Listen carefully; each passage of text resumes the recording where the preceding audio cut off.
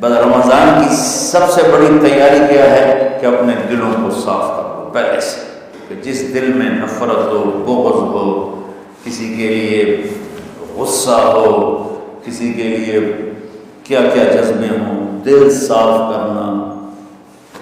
ہمارے گھروں میں روزانہ جھاڑو ہوتا ہے، یہاں مدرسے میں روزانہ صفائی ہوتی کہ نہیں ہوتی؟ کیونکہ دنیا کی اصل گندگی ہے تو جھاڑو ہاتھ سے نہیں چھوٹ سکتا۔ حرم شریف میں دیکھا کیسے چاروں طرف خدام پھر رہے ہوتے ہیں برش لے کر، تو دل پہ غبار ایسے آتا ہے جیسے صحن میں غبار آتا ہے، دل پہ گندگی ایسے آتی ہے جیسے صحن میں آتی ہے۔ تو ہم نے نظام بنایا ہوا ہے، لوگ وہ کر رہے ہیں، وہ روزانہ جھاڑو دیتے ہیں۔ تمہارا دل ایک آنگن ہے، ایک صحن ہے، اس میں بغض، نفرت، حسد، پتہ نہیں کیا کیا گندگیاں آئیں گی اور آتی رہیں گی۔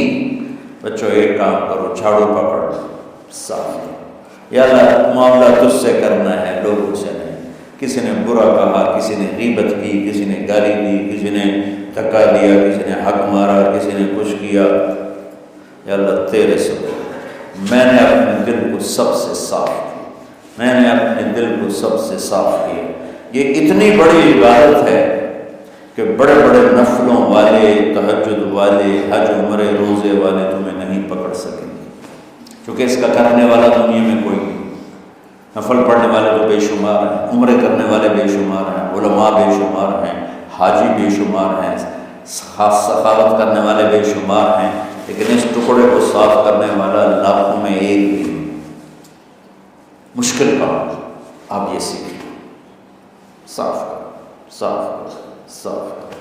یہ رمضان کی سب سے بڑی تیاری اور علم کو حاصل کرنے کی سب سے بڑی چابی ہے کہ اپنے دل کو کھلا کرو۔ کوئی چیز خالی ہوگی تو کچھ آئے گا۔ جس دل میں بغض بھرا ہو، نفرت بھری ہو، حسد بھرا ہو، کینہ بھرا ہو، اس میں خاک ہے، اس میں تو علم کی ایک کرن بھی نہیں آئے گی۔ اس زبان سے چاہیے تیرے مرضی موتی بکھیرے، دل اس کا اندھا ہو۔ لا تعمل الابصار ولكن تعمل القلوب التي في الصدور۔ یہ آنکھوں سے اندھے نہیں، دل سے اندھے۔ تو بچوں اپنے دل کو صاف کرنا سیکھو۔ وہ کتنی مشہور حدیث ہے، آپ نے کہا اس دروازے سے ایک جنتی آ رہا ہے، تو ایک انصاری صحابی داخل، جوتا ہاتھ، داڑھی میں وضو کا پانی۔ اگلے دن اس دروازے سے ایک جنتی آ رہا ہے، تو ایک صحابی آئے، ہاتھ میں جوتا، داڑھی میں وضو کا پانی، وہی صحابی۔ اگلے دن اس دروازے سے ایک جنتی آ رہا ہے، تو وہی صحابی 3 دن جنت کی بشارت لی۔ اس صحابہ کی جماعت میں ایک شخص ہے جن کا نام ہے عبداللہ بن عمرو بن عاص۔ ان سے بڑا عبادت گزار صحابہ میں کوئی نہیں تھا، نہ سابقین میں، نہ متاخرین میں، نہ پہلوں میں، نہ بعدوں میں۔ ان کی عبادت کیا تھی؟ ساری رات جاگنا، سارے دن کا روزہ، اور ایک ختم قرآن صبح سے شام۔ اتنی اللہ نے طاقت دی تھی۔ پھر وہ غروب والی بات آ گئی، ایکسٹریم ہونے والی بات آ گئی۔ ان کی شادی والی رات حجلہ عروسی میں داخل ہو رہے ہیں، دلہن کے کمرے میں داخل ہو رہے ہیں، اور مصلی بچھا کے اللہ اور دیر نفل کے نفل، دیر نفل کے نفل۔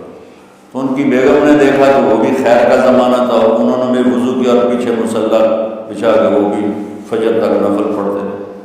صبح ہوئی تو حضرت عمرو بن عاص رضی اللہ عنہ نے پوچھا بیٹی رات کیسی گزری؟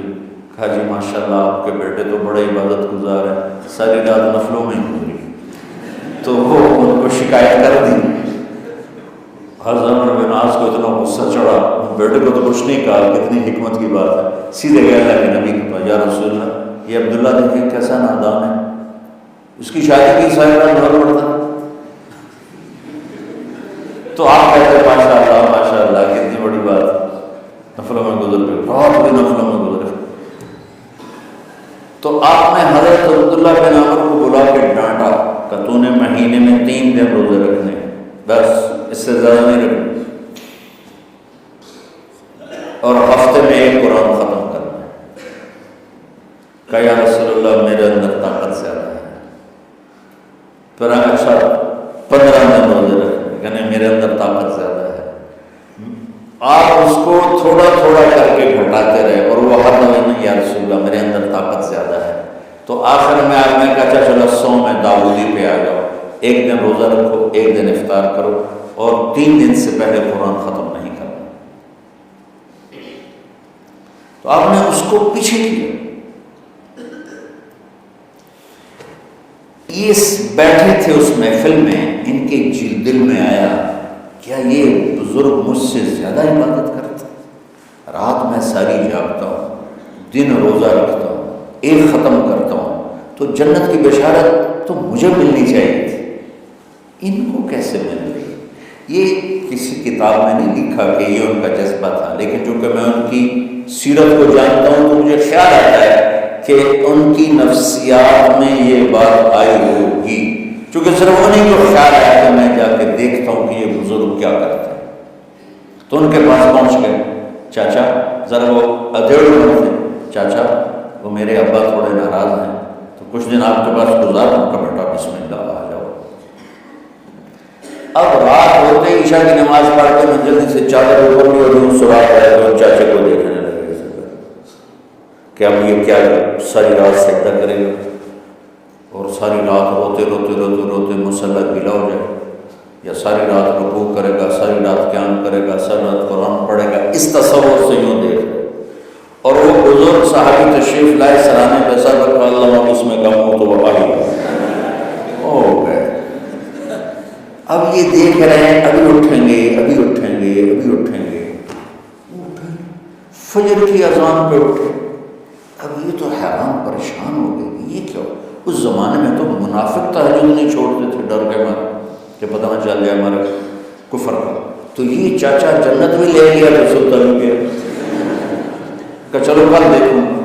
اگلی رات پھر چادر سر پہ بیٹھ کر یوں سراغ کر کے بیٹھ لیٹے ہوئے اور دیکھ رہے۔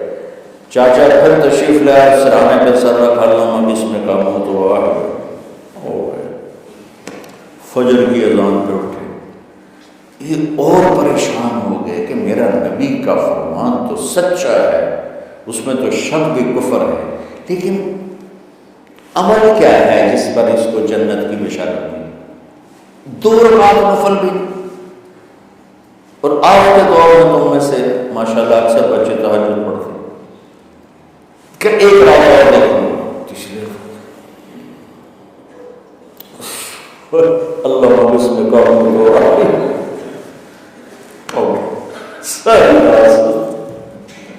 تو تیسری رات پھٹ پڑے عبداللہ بن عمر، کہنے لگے چاچا میری ابا سے کوئی لڑائی نہیں تھی، 3 دن میں تیرے بارے میں سنتا رہا، جنتی جنتی جنتی۔ میں دیکھنے آیا تھا کہ آپ کیا کرتے ہیں، آپ تو کچھ بھی نہیں کرتے ہو، ساری رات سنتے رہتے، اب کیا کرتے ہو؟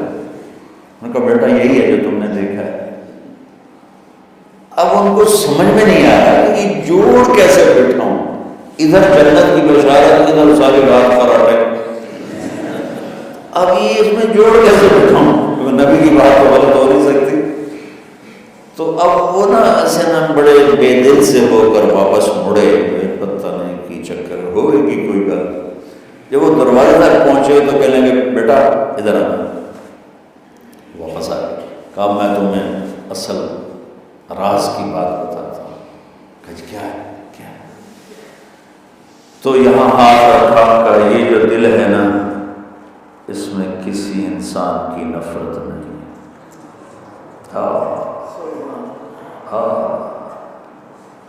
اور جب اللہ کسی کو رزق دیتا ہے، عزت دیتا ہے، مجھے کبھی حسد نہیں ہوا، مجھے خوشی ہوتی۔ تو عبداللہ بن عمر نے کہا تھا ہاں یہ بات ہے، نہیں ہاں ہوا، اچھل کے کہنے لگے ہاں ہوا، ہاں یہی ہے یہی ہے یہی ہے۔ پھر کہنے لگے چاچا پر یہ میرے بس کا نہیں، کون کرے گا یہ؟ اتنے بڑے آدمی ہو کر کہہ رہے ہیں کہ یہ میرے بس کا نہیں۔ تو بچوں، دنیا میں جنتی بننا ہے اور علم اللہ سے لینا ہے تو اسے صاف کرو۔ سب کی نفرت سے سب، اس نے مجھے یہ کیوں کہا، اس نے مجھے یوں کیوں دیکھا، اس نے میرے بارے میں یوں کیوں کہا، اس نے میرے بارے میں یہ کیوں لکھا۔ جس کی تعریف ہوتی میری کتنی برائی ہوتی، صرف تعریف تو نہیں، بھرا بھرا سوشل میڈیا مجھے گالیاں۔ اللہ کے فضل سے میرے دل میں ایک ذرہ کے برابر کبھی کوئی منفی جذبہ نہیں آیا۔ آئے میں دھو کے صاف کر دیتا ہوں، یا اللہ میں نے اپنے دل کو صاف کیا، میرا معاملہ تیرے ساتھ ہے، کسی کے ساتھ۔ یہ یاد رمضان کی سب سے بڑی تیاری، علم کے حاصل کرنے کا سب سے بڑا ہتھیار آپ کو بس یہ نہیں کہ تمہیں کتابیں یاد ہو جائیں، تمہیں اشعار یاد ہو جائیں۔ تو ساری امت سے کہتا ہوں رمضان کا استقبال کرو، دلوں کو صاف کر کے، نفرتوں کو مٹا کے، مذہبی نفرت، دنیاوی نفرت، رشتوں کی نفرت، بول چال کی نفرت، سیاست کی نفرت، لین دین کی نفرت، ان سب سے اپنے دل کو صاف کرو تاکہ رمضان میں اللہ نے علم اتارا، اللہ تعالیٰ آپ کو علم عطا فرمائے، اور باقی لوگ جو عام دنیا میں زندگی گزار رہے ہیں ان کے دلوں میں اللہ رمضان کا نور اتارے اور اپنے اور ہدایت کا نور اتارے۔ یہ سب سے بڑی تیاری ہے اس کی۔ اور کسی سے گلہ ہے، غصہ ہے، ناراضگی ہے، کسی سے بولتے نہیں ہو، ابھی سے شعبان آ چکا ہے، آپ شعبان سے رمضان کی تیاری شروع فرما دیتے تھے۔ تو اس کی تیاری کیا ہے؟ دلوں کو صاف کرو، معاف کرو، معافی مانگو، تمہارا قصور نہیں پھر بھی معافی مانگ لو، دلوں کو صاف کرو، اور اللہ سے سخاوت مانگو کہ اللہ کو سخی بھی پسند ہے اور صاف دل والا بھی پسند ہے۔